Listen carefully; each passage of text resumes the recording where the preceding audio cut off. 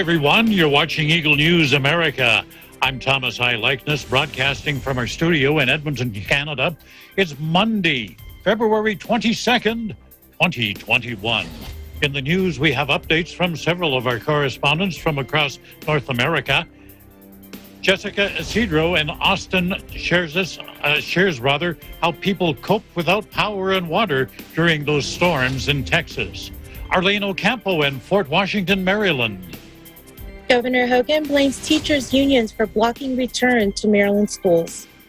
Mayanne Manzano-Garzon in Sicklerville, New Jersey. New Jersey eases COVID limits for religious services, large sports and entertainment venues, and spectators for sporting events. Eliza Gonzalez-Manglickmott in Washington, D.C. The Center for Disease Control and Prevention offers extreme weather safety tips. And EBC friend Jim Sewell in Pensacola, Florida, teaches us how to start our spring vegetable garden. Oh, for EBC Sports, Tenny Samagi is going to be telling us about basketball. She's reporting on the Nets winning 6 straight and the Knicks topping the Timberwolves. Plus, for National California Day, let's find out from Californians why they are proud to be Californians. Our coverage begins now. A somber reminder of the toll the pandemic has taken in the United States. Flags on all U.S. federal buildings are flying at half-mast as America marks a milestone that people did not want to see. The country's death rate from COVID-19 has passed the 500,000 mark. You know, that's more than all of the lives lost in World War II, the Korean conflict, and the Vietnam War, all of them combined. White House Press Secretary Jen Psaki says President Joe Biden ordered flags to be lowered for the remainder of the week. Milestone of 500,000 deaths is certainly not something we're celebrating, and it's hardly something, it's something to commemorate and to take a moment to remember all of the families that have been impacted across the country. We feel there has been some progress made. We're leading the world with the number of vaccinations administered, and second only to Israel in the share of population fully vaccinated. Biden is scheduled to address the nation tonight from the White House before attending a candlelight ceremony. But he says the death toll could top 600,000, and the death toll goes beyond just COVID-19. Dr. Rochelle Walensky of the Centers for Disease Control says people have died from other causes, but she says they have died at a higher rate than usual. Even if we were perfectly precise in how we defined COVID-19 early on as we were learning about the disease, and we were accurate in our counting, I think we can sort of understand that there has been excess mortality from this pandemic outside of COVID-19 specifically. So people who delayed in getting medical care, many, delayed in coming in. Let's look at the COVID-19 numbers now provided by the Coronavirus Resource Center of Johns Hopkins University in Medicine. As of 6 p.m. Eastern Time today, number of cases of COVID-19 reported worldwide, now more than 109,076,000. Top 3 on the list of countries with recorded cases: the U.S., 28.1 million, India, 11 million, Brazil, 10.1 million, and sadly, more than 2,471,000 lives worldwide have been lost to this virus. The top 3 countries with the most number of COVID-19 related deaths: the United States, more than 500,000, Brazil, more than 246,000, Mexico, more than 180,000. In the United Kingdom, Prime Minister Boris Johnson told the country's parliament the lockdown will begin to be eased gradually. His message to Parliament today was an optimistic one. The end really is in sight, Mr. Speaker, and a wretched year will give way to a spring and a summer that will be very different and incomparably better than the picture we see around us today. Schools will reopen in about 2 weeks. Non-essential retail shops will be allowed to resume business by mid-April. Fans could be allowed to attend sporting events by the middle of May. all social distancing restrictions, this is in the United Kingdom, could be gone by late June. That's if the infection rates continue to drop. But for much of the world, the outlook is less rosy. Poorer countries are scrambling to find enough inoculant to immunize their populations. And the head of the World Health Organization is concerned. Tedros Adhanom Ghebreyesus is unhappy with wealthy countries that are hoarding scarce supplies of COVID vaccine. Some high-income countries who are actually approaching manufacturers to secure more vaccines, which is affecting the deals with COVAX, and even the amount that was allocated for COVAX was reduced because of this. Now, Ghebreyesus did not single out any country in his remarks, but he reminded them that high-income countries must cooperate in making sure that COVAX has enough supplies for developing nations. That engine failure over Colorado that saw aircraft parts raining down on suburban Denver on the weekend, well, that's prompted Boeing to ground dozens of its 777 jetliners. On Saturday, a United Airlines plane bound for Hawaii quickly returned to the airport after part of the engine caught fire and broke off. Boeing says all 128 of the 777 models with the same Pratt & Whitney engines have been grounded. The United Kingdom has temporarily banned jets with those engines from entering the country's airspace. Meanwhile, in the Netherlands, Dutch authorities probing an engine fire on board a Boeing cargo plane. That incident involving a 747 on the weekend. It showered a small town with debris. An elderly woman and a child were injured. The woman spent a night in hospital for observation. The 747 cargo model uses a smaller version of the engine on board the Denver plane. That plane in the Netherlands, incidentally, was on its way to New York, carrying general cargo and pharmaceuticals. News from down under now. In New Zealand, Prime Minister Jacinda Arden led a memorial service for the 10th anniversary of the Christchurch earthquake. 185 people died in a 6.3 magnitude quake that shook the city of 400,000 back in 2011. Office buildings crumpled, jagged fissures opened up on busy roads. Shop awnings collapsed onto pedestrians who just moments before had been enjoying a lunchtime stroll. And following that quake, there were thousands of aftershocks that kept residents on edge for the next 12 months. Across the way to Australia, here's a club you probably don't want to join. It's called the Bite Club. And the first rule is you have to talk to the founder, Dave Pearson. Pearson survived a shark attack. He now connects hundreds of people from around the world to support each other from what he calls beyond the bite. The 58-year-old almost died a decade ago when a bull shark tore into his arm while he was surfing off Australia's east coast. Down to the bottom of the ocean, and we swam around for a little bit. We sort of got out of each other's way and finally got my arm free. It wasn't until probably 10 seconds after sitting back on my board and looking at, like, my arm was completely torn open and there was bone hanging out, and I realised then I'd actually been attacked by a shark. Since that day, when friends hauled him to shore, he's been helping others escape the psychological grip of nightmare attacks. Now, initially, the club was just a small group for survivors of shark encounters, but member Ray Short says it now includes victims of other maulings. You've got people that have been bitten by alligators and bitten by hippopotamuses.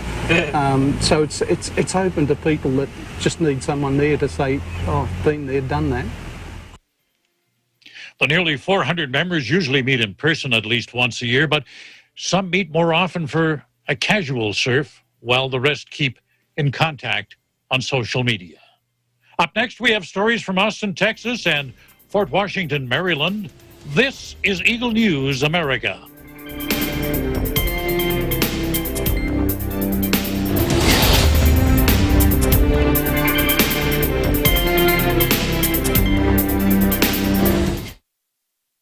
Mayor Arnie Aquino here at Hatley Castle, one of the filming locations for the X-Men series. Don't forget to tune in to Digital Nest only on Net25.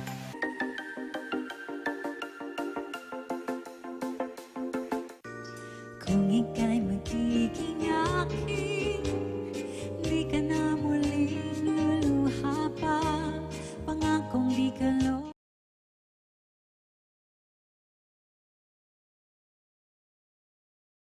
po ako ngayong linggo sa Himig ng Lahi, alas 8 ng gabi dito lang sa Net25.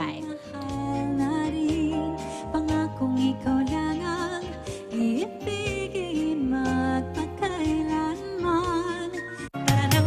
Samahan sina Wedge Kujamat, itong balitang panggising sa ulo ng mga balita. Apo David, Sa 6 na pong katao ang isinugod sa ospital. Phoebe Publico, Economic sabotage ang mga tiwaling negosyante. at Cristel Fesalbon. Pagpresyo ng gulay, makakausap natin Para iatid sa inyo ang mga kaganapan at pangyayari sa bansa at sa iba't ibang panig ng mundo. Mga napapanahong isyu ng bayan. May balitang sports, entertainment at iba pang kaalaman. Simula Lunes hanggang Biyernes, alas 5 ng umaga sa paborito nyong morning show, Pambansang Almusal, dito sa Net25. Pambansang Almusal. Events happen around us all the time. In our community, in our country, around the world. Events that affect people, move communities, or simply inspire us. Interesting events that people need to know. In these interesting times, we continue to be a competent partner in delivering news about these events. Fast, accurate, balanced. Eagle News, because we live in interesting times.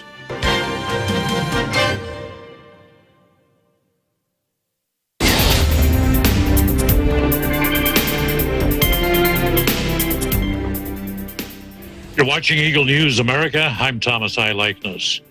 Well, in Texas, life is starting to get back to normal. That's following those horrendous storms last week. Eagle News correspondent Jessica Isidro tells us about how people managed to cope during those days when they didn't have any water or electricity. Hi, I'm Jessica Isidro from Austin, Texas.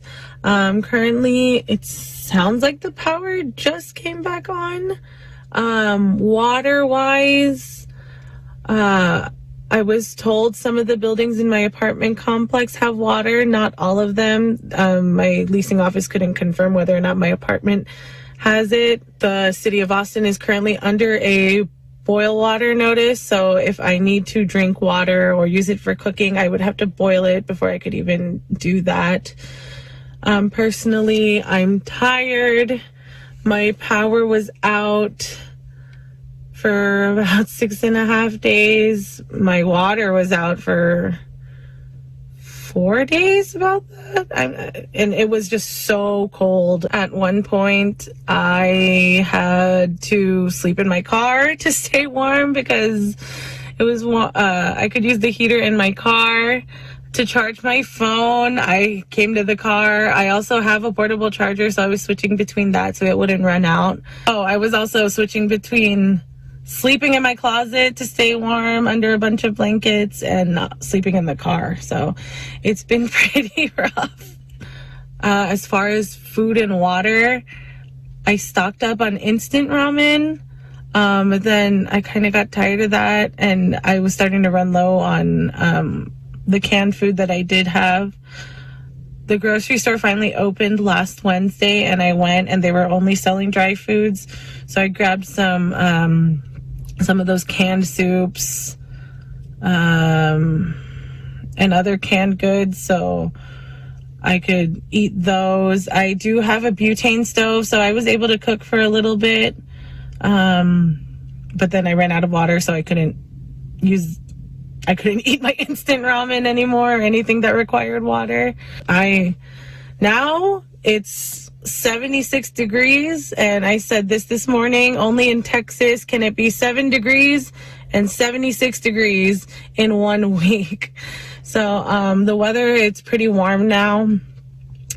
And yeah, it's really warm in South Austin. Hopefully everything goes back to normal soon. In Austin, Texas, I'm Jessica Isidro, Eagle News. We live in interesting times. Thank you for the insight, Jessica. Truly a frightening and challenging time for Texans. Maryland's governor is upset with the state's teachers union. Eagle News correspondent Arlene Ocampo joins us now from Fort Washington. Arlene, I understand the governor is saying the unions are keeping the kids out of the classroom. Tell us about that. Yes, Thomas, thank you. Maryland Governor Larry Hogan is blaming teachers' unions for blocking students in Maryland's largest public school districts from returning to the classroom despite having satisfied key demands. Hogan enumerated the state's actions, such as investing $1 billion in federal money that the state received to retrofit the school buildings to address health concerns, moving teachers to the front of the line for COVID-19 vaccinations, and providing 1 million coronavirus test kits to school districts. Hogan is desperate for the children to resume normalcy within the school environment. As the majority of the kids in the country have returned to schools, here in Maryland, most of the children are still in a remote learning setting. Governor Hogan said, and I quote, "It's critically important that we get our kids back in school. It's been nearly a year, and the learning loss is incredible, particularly among the most disadvantaged kids from minority communities. Most of the teachers that we talk to everywhere are dying to get back in the classroom. It's a union organizer type thing. I don't really know why." Meanwhile, here in Prince George's County, teachers will return to school on March 8th. There was a survey that was sent out to the parents to choose between hybrid learning or continue with virtual learning for the rest of the school year. Hybrid learning will consist of 2 days a week in the school building and remote learning for the other 3 days. Phase 1 will commence on April 8th. This will include the special ed students, kindergarten through 12th grade, pre-K students through 6th grade, and the 12th graders. Phase 2 will commence on April 15th. This will consist of the remaining 7th through 11th graders. Each jurisdiction does have their own recovery plan, so please visit their website for the details on reopening plans. In Fort Washington, Maryland, Arlene Ocampo, Eagle News, we live in interesting times. Back to you, Thomas. Arlene, I want to talk to you a little bit about vaccination in the state. I heard there's another mass vaccination site opening up there in Maryland. Could you give us some more details on that? Yes, Thomas, thank you. Yes, so I believe this will be the third mass vaccination site in the state of Maryland. It'll open on the 25th, which is in Baltimore City. It'll be at the M&T Bank Stadium, which is actually a football stadium. Registration opened this morning, and if anybody wants to register, they could just go on covidvax.maryland.gov, or they can call at 1-855-MD-GO-VAX. And for the next several days, they'll actually provide 200 to 500 appointments for their soft opening. But come early March, they're planning to provide about 2,000 vaccines per day. Back to you, Thomas. That's a lot of needles. Will the stadium be open every day for appointments, or is it just limited times? Well, so the soft opening will be this Thursday. So Thursday and Friday, the appointments are from 11 to 4. And then on Saturday and Sunday, the appointments will be between 10 and 4. And then Monday, March 1st, the site will open between 9 and 4 p.m. And then starting Tuesday, March 2nd, the stadium will be open from 9 to 5. And then they'll do that 7 days a week. But that's only by appointments, no walk-ups. Thomas? Thanks for joining us this evening, Arlene, and stay safe. Thank you. You too. Still to come, stories from Sicklerville, New Jersey and Washington, D.C. This is Eagle News America.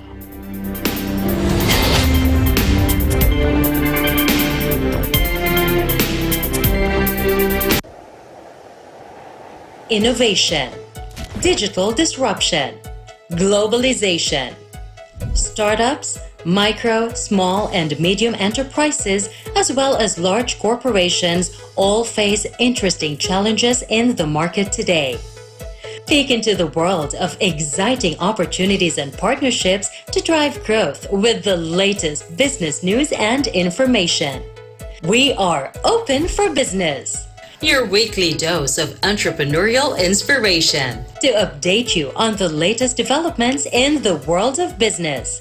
Get up close and personal with CEOs and thought leaders to help you discover valuable insights. Sharpen your instincts for smart decision making with the latest markets and economic trends, disruptive ideas, global innovation, social entrepreneurship, and other leading-edge business ideas. Join the conversations to create a more vibrant environment for entrepreneurship. Catch Open for Business, from vision to action.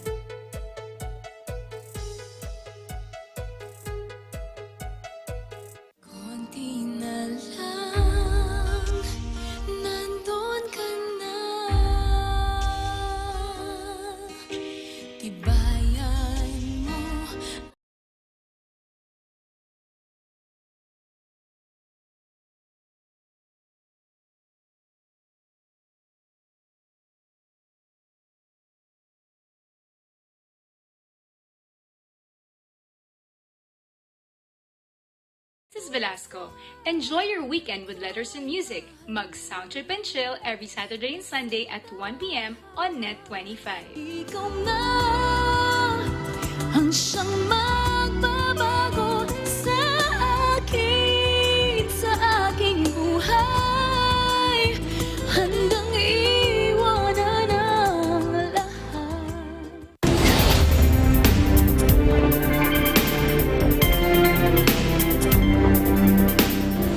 You're watching Eagle News America. I'm Thomas I. Likeness. New Jersey is easing some of its COVID restrictions, and to tell us more, Eagle News correspondent Mayanne Manzano-Gerzon is standing by in Sicklerville, New Jersey. Good evening, Mayanne. What's happening? Good evening, Thomas. Yes, that is right. Governor Phil Murphy today announced Executive Order number 225, which increases capacity limits for religious services and large sports and entertainment venues. Additionally, limited spectators will be allowed at collegiate sporting events, mirroring last week's announcement on youth sporting events. Take a look. Today, I'm pleased to announce that our houses of worship and religious services can now operate at 50% capacity with no cap effective immediately. Since the beginning of the pandemic, we have strived to accommodate our communities of faith to the greatest extent possible. We know that for many of our residents, the ability to worship together plays a central role in well-being and mental health. As our numbers continue to decline, we believe we can safely take this step. It is important to remember that masks will continue to be required, unless they must be briefly removed for religious purposes, such as taking communion. Additionally, members of different households must be at least 6 feet apart at all times. Because of these safeguards, we are allowing houses of worship to welcome more congregants. And faith leaders can, of course, choose to limit services to a smaller number than 50% capacity if they feel that is best for their community. I am also announcing that, also effective immediately, indoor and outdoor collegiate sports practices and competitions will now have the ability to allow 2 parents or guardians per participating athlete as spectators, as long as these numbers do not exceed 35% of the indoor room's capacity, and as long as social distancing and mask wearing can be maintained in any outdoor area. This mirrors what we put in place 10 days ago with youth sports. We have seen this step implemented responsibly and believe we can expand it as our collegiate sports move into the spring season. As a reminder, today's order only speaks to what is allowed under state rules. Collegiate athletic conferences retain the discretion to impose stricter protocols regarding spectators. And third, this one is effective next Monday. I am announcing that large sports and entertainment venues with a fixed seating capacity of 5,000 or more people will be able to welcome a limited number of spectators beginning next Monday, March 1st at 6 a.m. Indoor venues will be able to operate at 10% capacity, while outdoor venues will be able to operate at 15%, because we know the virus is more transmissible indoors than outdoors. And for New Jersey's latest COVID-19 numbers, the Department of Health has reported another 2,165 new positive cases today, bringing our statewide total to 684,902. Sadly, we are also reporting 17 new confirmed deaths, pushing the total to 20,585 fatalities. And lastly, the latest total of COVID-19 vaccinations administered here in New Jersey is already 1,676,496. And for a quick weather update, Thomas, it's 9:05 in the evening here in New Jersey, and it's currently cloudy. It is 37 degrees Fahrenheit or 3 degrees Celsius. In Sicklerville, New Jersey, May and Manzano Garzon, Eagle News, we live in interesting times. Back to you, Thomas. Well, Marianne, the weather is about the same here. It would be right about now around the 3-degree mark, 37 on the Fahrenheit scale. But let's talk about vaccination for a moment. New Jersey residents have reported that the vaccine scheduling system is down.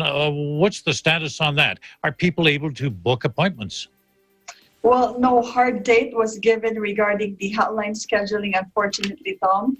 But according to Ms. Judy Percy-Kelly, the Department of Health Commissioner here in New Jersey, during the COVID-19 briefing earlier today, she confirmed that they're still having some system issues, but it is being worked out and is hoping to give an update next week. Thomas? You know, as a lot of the guidelines are eased, a lot of the restrictions are eased, there's a lot of things people are looking forward to. Sports and other kinds of entertainment where there are crowds, you know, whether it be festivals, whether it be concerts, that kind of thing. What are the new guidelines for large sports and entertainment venues? Well, Thomas, for large sports and entertainment venues facilities that host such events, they must ensure that all attendees at the event remain 6 feet apart from other attendees, except that individuals who purchase or reserve tickets together may be seated together. Also, attendees will also be required, as usual, to wear masks within the facility, except when eating or drinking. Thomas? Thank you, Mayanne, for the update, and you do stay safe, please. You too, Thomas. Thank you. With all of the extreme weather that's been plaguing much of the continent, a large part of the United States, parts of Canada, it's important to have a strategy to stay safe. Joining us from Washington, D.C., EBC's Eliza Gonzalez-Manglacmont to pass on some safety tips from the Center for Disease Control. Eliza, is there a way to avoid dangers of this weather other than just hiding indoors? There are several ways, Thomas. Good Monday evening to you and a good Tuesday morning to our friends on the other side of the globe. If there's a takeaway from the severe weather that the country just experienced, it is be prepared. Winter weather doesn't just mean being cold. Like what Texas residents found out, power outages, food and water shortages, and even the potential of death are real threats.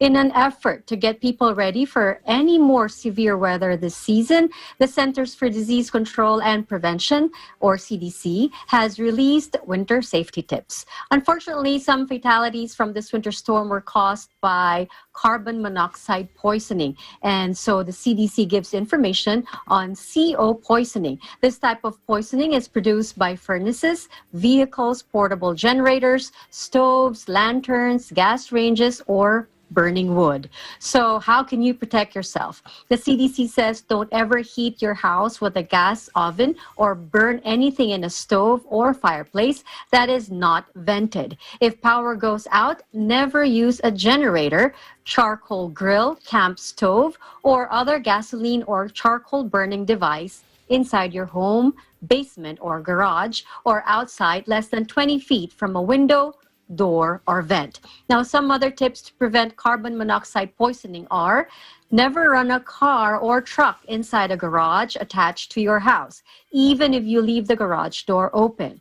Seek prompt medical attention if you feel dizzy, lightheaded, or nauseated and suspect CO poisoning. If you have a CO detector and the detector's alarm goes off, leave your home immediately and call 911. The CDC also says to be prepared for other winter health hazards, especially if you live in an area where severe winter weather is expected. Winterize your home. Install weather-stripping insulation and storm windows. Get your car ready for cold weather with preventive maintenance. Also, keep an emergency kit in your car. The kit should include blankets, food, and water, first aid supplies, and other items you may need if you are stranded. The CDC continues to remind us that we are still in a pandemic. Even if you need to go into a public building, such as what we call warming shelters, to stay warm, wear a mask, bring hand sanitizers, and stay at least 6 feet from others. If it is too cold to open windows, consider using an air filtration system and or bathroom and stove exhaust fans to reduce virus particles. Now, for some weather update, it is now 37 degrees Fahrenheit or 3 degrees Celsius here in the nation's capital. In Washington, Eliza Gonzalez, Manglikmot, Eagle News. We live in interesting times. Back to you, Thomas. Eliza, you mentioned carbon monoxide poisoning, and that is a killer. It's also odorless. It's a colorless gas.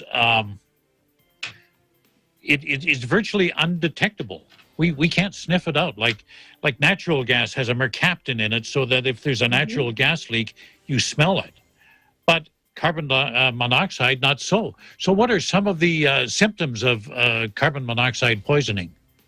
That's right, Thomas. It is odorless and colorless, which makes it, like you said, extremely difficult to detect. That's why installing a carbon monoxide detector, which is very similar to a smoke detector, is highly recommended. And to answer your question, Thomas, some common symptoms of CO poisoning are headaches, dizziness, weakness, upset stomach, vomiting, chest pain, and confusion. CO poisoning symptoms are often described as flu-like. So if you breathe in a lot of CO, it can make you pass out or worse, kill you. People who are sleeping can die from CO poisoning before they even have symptoms. Now, how can you prevent CO poisoning? Aside from installing a battery-operated detector, and the tips we gave earlier in the report, some other tips the CDC gave are have your heating system, water heater, and other gas, oil, or coal-burning appliances serviced by a qualified technician every year. Do not use portable flameless chemical heaters indoors. Make sure your gas appliances are vented properly. And when you buy gas equipment, buy only equipment carrying the seal of National Testing Agency, such as Underwriters Laboratories. Never patch a vent pipe with tape, gum, or something else. This kind of patch can make CO buildup in your home, cabin, or camper. Have your chimney checked or cleaned every year. Chimneys can be blocked by debris, and this can cause CO to build up inside your home or cabin. Now, have a mechanic check the exhaust system of your car or truck every year. For a complete list of CDC tips, Thomas, we could all go to cdc.gov website. Now, for some vaccination updates here in the district, the partially and fully vaccinated residents is at 7.7%, and the fully vaccinated is at 3.1% of the population here in the district. Back to you, Thomas. So you're inching your way up the waiting list, Eliza, for that jab in the arm. I hope so. I hope so. Well, I hope you get it soon. Thank you for joining us, and do take care. Up next, ABC Sports, a gardening tutorial, and we'll find out why Californians are proud to be Californians. And I'm going to shoehorn in a virtual roundtable, and what's that going to be all about? It's National Cook a Sweet Potato Day. I'm getting hungry already. You're watching Eagle News America. Happy peeps! Make it a habit to watch Happy Time from Monday to Friday at 12 noon dito lang sa Net 25. Happy time, happy time. factual, We have to defeat the virus everywhere. timely information, balanced, not only in the country, but also abroad. I'm certain of one thing. Interviews that people need to know. Watch Agila Pilipinas, a 1-hour newscast of reports coming from regional hubs in Luzon, Visayas, and Mindanao. Know the important updates in Asia in ASEAN in Focus.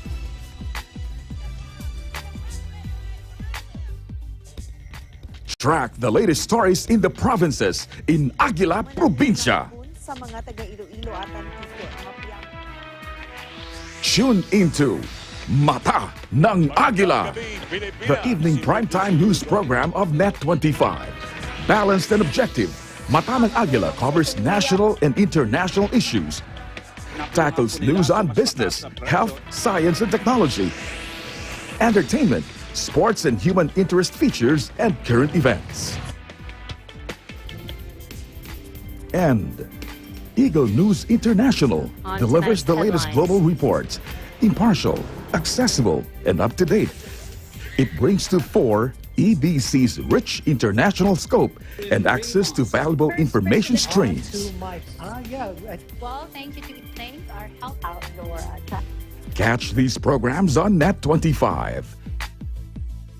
You can also watch our news programs through eaglenews.ph and Eagle News Facebook page and YouTube channel.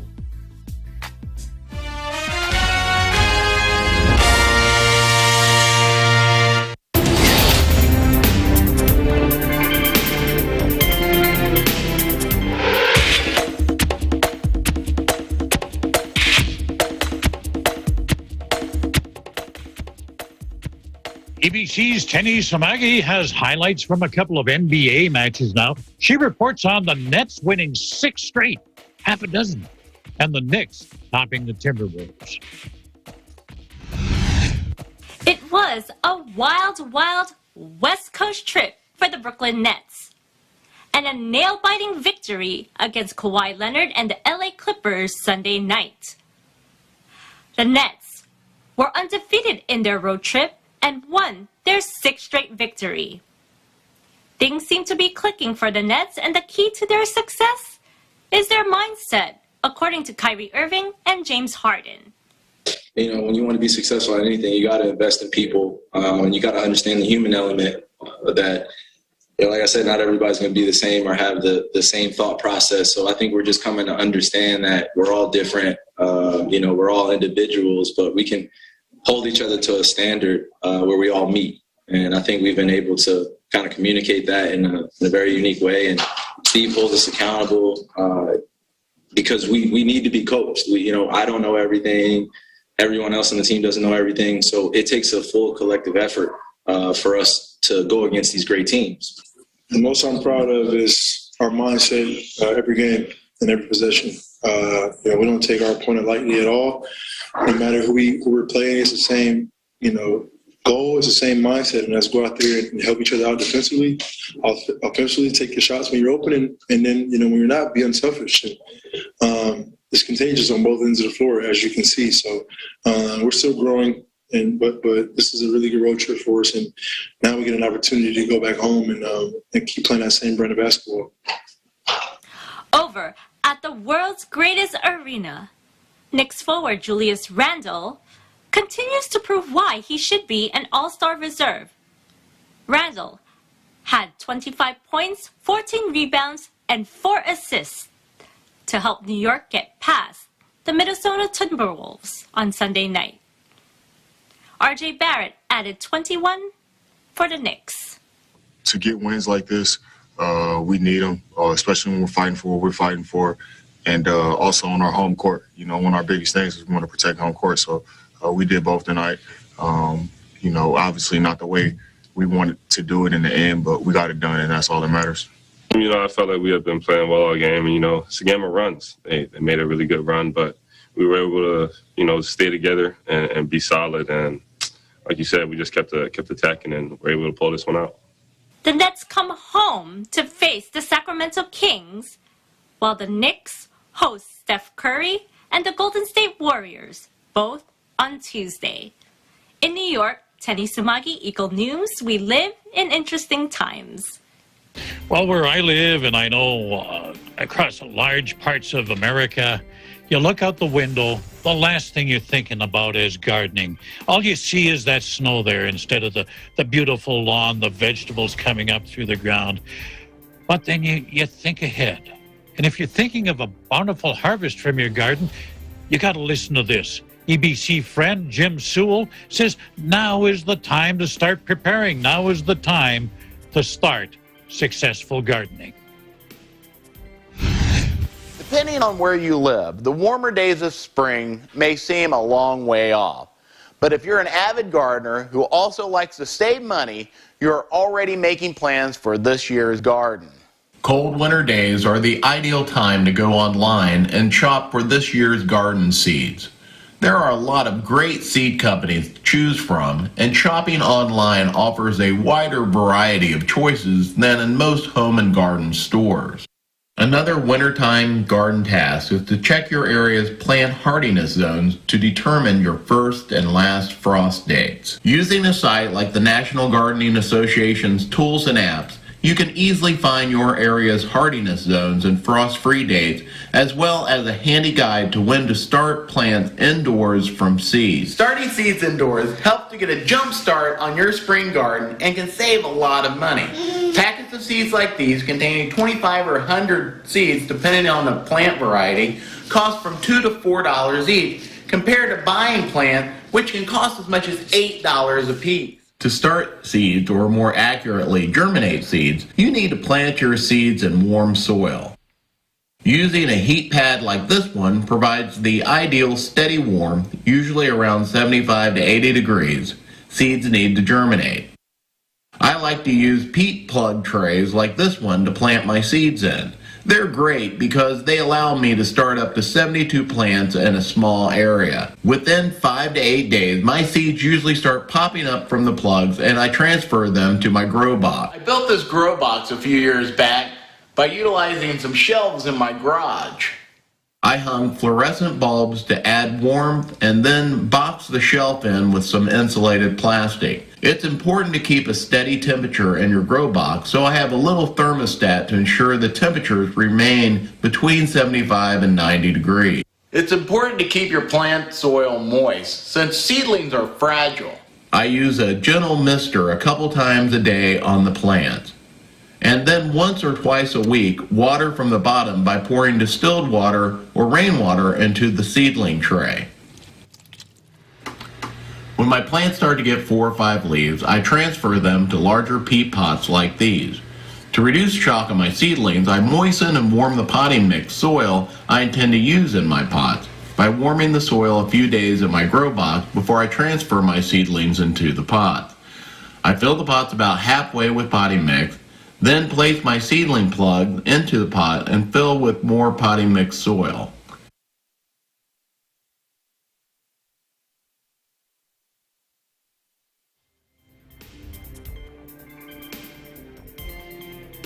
I place the pot into a tray like this one I made from a discarded milk carton and return to my grow box.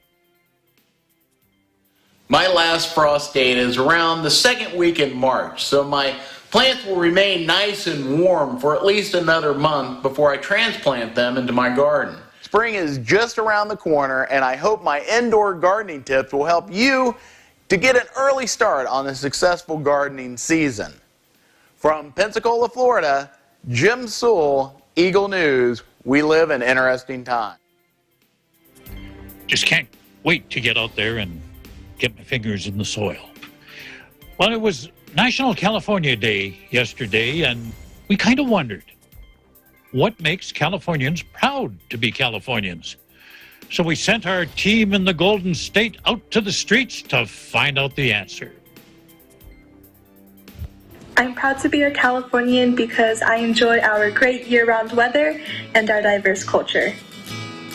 I'm proud to be a Californian because we always have the best types of food, any types of food you want from any type of country, and we always have the best weather year-round, always sunny, and we always have very beautiful beaches all the time. I'm proud to be a Californian because of its diversity. Everyone here is very welcoming, open-hearted, and open-minded, and it's due to our huge diverse population that we have here, and it's one of the reasons why I love living here. I am proud to be a Californian. Here in California, we have the diversity of every single nation around the world. Not only that, it's one of the few places we go surfing early in the morning, hiking in the afternoon, snowboarding and skiing later in the afternoon, and go stargazing in the desert at night. But my favorite thing is we have the best foods from every single nation around the world. I'm a proud Californian because of the state's rich Filipino-American history. My life was made possible because of the countless sacrifices that Filipinos made generations ago. I'm proud to be a Californian because I have access to great weather, lots of sunshine, and various amusement parks like Disneyland, Universal Studios, and Six Flags. I'm proud to be a Californian because of all the culture and diversity you see across the state. I'm proud to be a Californian because I love all of the natural beauty that our state has to offer. I'm continuously amazed and surprised whenever I drive up the coast or through the middle or on the east side of the state, our natural resources, mountains, state parks. There's just so much beauty and variety in the state of California, and it seems like there's always something new to discover, whether you're driving along Highway 1 with the beautiful ocean and all the lovely towns. It's just an incredible state with so much beauty and so many wonderful natural resources. So that makes me proud to be a Californian. Hi, I am proud to be a Californian due to the wide diversity of cultures found across this state. For with wide diversity of cultures comes with different perspectives and different means of expressing ourselves. Before we leave the subject of California, let's do a quick poll of our coros who are with us tonight. First of all, who's been to California? Arlene, have you been to California? All three of you have been to California. Arlene, what do you like about California? What would take you back there? What would even make you maybe want to live there? Okay, well, I've been to Northern California, I guess just probably a couple years ago, and I enjoyed the weather there and the diversity as well of the people and the good foods. But when I first experienced California, it was after high school. I spent the whole summer in San Diego. And that whole summer, it never rained. It was sunny like all summer long. So I fell in love with California because of the weather. I just love the sun and I love being around the beach area. So that's my plus for California. Would you want to live there? Not too sure. I'd have to think about that. Eliza, what about you? You've been to California, I know that. What do you like about it, and would you like to move back there? You're correct, Thomas. I was a California resident for 6 years. We lived in San Jose. We lived in Mountain View, California, where Google is. We also lived in Irvine, right next to Anaheim, where Disneyland is. And we also lived a few months in Temecula Valley. And what I would go back to there are the trails. Because if you're there, the trails are very accessible. The beaches too, just a few miles away from home, and you're at the beach. Food like Arlene, and of course the weather, especially in Southern California. Weather is perfect. What say you, Mayanne? Well, Thomas, I've only been to California for a very short trip. Like all of the rest of the ladies, also I'm jealous of their weather, but I'm not so crazy about all of the stores and the brands that they have because that's very tempting. for shopping. But I love all the food there in California that we cannot have here in the East Coast, such as more access to Mexican food and, of course, very popular Portos. Tom? Oh, yeah. Well, Portos. If you go back, just leave the credit card at home. That's the thing. We'll do that next time. What's your favorite item in Portos, Mayan? It's that crunchy thing, the guava. The guava, yeah, guava cheese roll. Yeah, that's one. How about you, Thomas? Yes. Well, when I was on the program, I forgot to mention last night, one of the things I do like in California, and I've only been there recently, like in the last couple of years. I just never made it over to California, went to many other places in the United States, but In-N-Out. In-N-Out, that burger franchise, loves that. My wife loves San Francisco, and I got to admit, there's a lot of interesting things in San Francisco. The city made famous by singer Tony Bennett. He left his heart there. But, yeah. Personally, I've got to agree with you, Arlene. San Diego is, there's something about it. It just felt like home. And we only visited there for a short time. But I like the weather. I like the climate there. It just seemed like home. But we're going to let California rest for now because it's time for the virtual.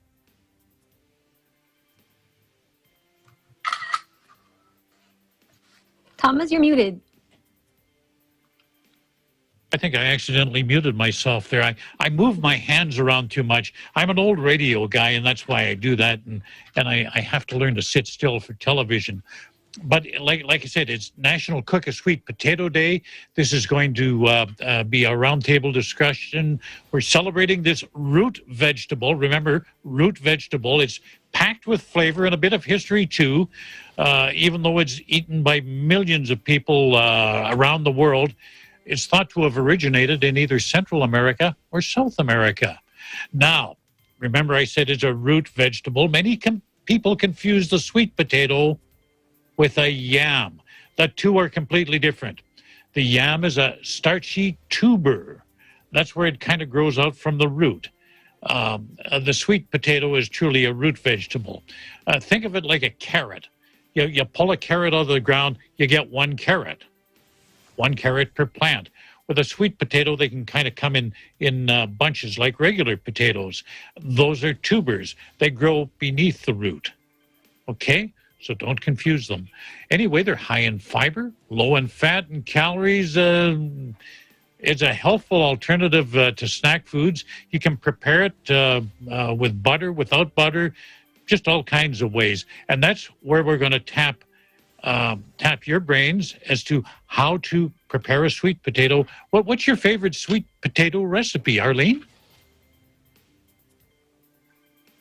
I would say baked sweet potato fries. Oh, I love them. Slice them up, throw them in the oven. Yeah, drizzle with olive oil and cinnamon sugar. Now, do you use real sweet potatoes or do you cheat and use yams? Now that I know the difference, I'm not sure. I think it might be yam. Who knows? It tastes good. And in Filipino, it's called what? Kamati? Kamote. Kamote. Kamote. I just insulted somebody with my first pronunciation. I'm sure of it. Eliza, what's your favorite recipe for sweet potatoes? Oh, same with Arlene. I slice them in wedges, lay them on parchment paper, drizzle with olive oil, a little bit of Parmesan cheese, and I bake them for 425 degrees for 15 minutes. And then they're a very good alternative to French fries. Yeah, nice and crunchy if you bake them at that high heat. Although some people use a two-temperature thing. They start them off at a lower heat for a bit and then and crank up the heat to about 425 and then they're very crunchy. I'm trying to get my wife to come on the program here because she's got probably a million recipes on how to prepare them, but she's camera shy and mic shy. So anyway. I know you're not Mike Shy, Mayan. What's your favorite sweet potato recipe? Well, Tom, I'm probably the most unhealthy one here in the group. So my sweet potato recipe, I have two, and both are sweet versions. So the shaved potato chips, which I drizzle with not a lot, a bit of sugar, especially if I'm making it for my little one. So I just shave it. I put it in the oven for 20-25 minutes, and we have instant sweet potato chips. And this one that I don't really make, and I don't know how to make, but I always have it during Thanksgiving over friends' homes when we get invited. This sweet potato with this sweet syrup. I don't know what you call it, Thomas, but I really like it. And I've attempted, but I think it wasn't very successful. Yeah, that one I've never made. I kind of boil them and mash them up with some butter and stuff, and I love to serve them again, like you say, Thanksgiving with a turkey dinner, and it just adds to the menu. You generally have far too much stuff with that turkey dinner, but gotta have sweet potatoes with it.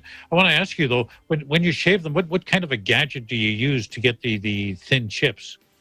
Oh, just the peeler, Tom. Just a vegetable peeler.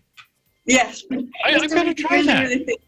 I've got to try that. And do you put them in an air fryer or just? Oh, it's a traditional way, Tom. Just bake it in the oven, the traditional oven. Yeah, a little bit of salt on them, and you got potato chips. Right. Boy, that's better than buying the snack food with all kinds of chemicals that you can't pronounce the names of in them. Agree. Any other recipes for sweet potatoes? How about you, Tom? Well, like I say, I like them. I like to boil them and then put lots of butter in them, mash them up, and serve them with a turkey dinner with that thick turkey gravy over top. And now I'm getting hungry again. Instead of regular potatoes? In addition to potatoes. So, you've got and then you have a few other vegetables and your turkey and your stuffing, the gravy, and then you don't move for 3 days. You're kind of like the anaconda that swallowed everyone else. That's precisely it. Sweet potatoes are very healthy, though, and unless you kind of make them unhealthy with too much sugar or stuff. A little bit is good. But they are a source of vitamin A, and vitamin A, of course, is good for the eyes. Apparently, they're very good for the immune system. So maybe that's my COVID cure for tonight. Sweet potatoes. It promotes bone growth as well. Good source of vitamin B6. Not sure what that does. Magnesium, and of course, vitamin C. Vitamin C is also good for fighting infections. And they tell me if you've got acne, it's great for the complexion. So just all kinds of uses for sweet potatoes. Anybody here grow them in their garden? No sweet potato gardeners? Maybe Jim. We'll have to get Jim on the show to get us give us some advice on how to grow root vegetables. I think that's going to put about a lid on the show tonight. But before we go, as we bid you farewell, we're going to again take time out to salute all of those folks there on the front lines. And I'm talking about our healthcare workers, first responders, and essential workers. People right out front there. And it's a particularly, I would imagine for many of them, emotional time. Because again, as we mentioned at the top of the show in America, we reached that sad milestone of 500,000 deaths. Nobody would have thought that 11 months ago when the pandemic first struck. Nobody would have thought about that. But in those 11 months, a lot of us have seen people who have been victims of COVID. Some of them didn't survive. And so let's remember, like I said, again, the people taking care of us, the people who take the risks that maybe we're not willing to, Maybe we're just not in a position to do it. Let's recognize them tonight with a round of applause. We appreciate you. Stay strong. That's tonight's Eagle News America, and I thank you for joining us. I'm Thomas I. Likeness, and truly, we live in interesting times.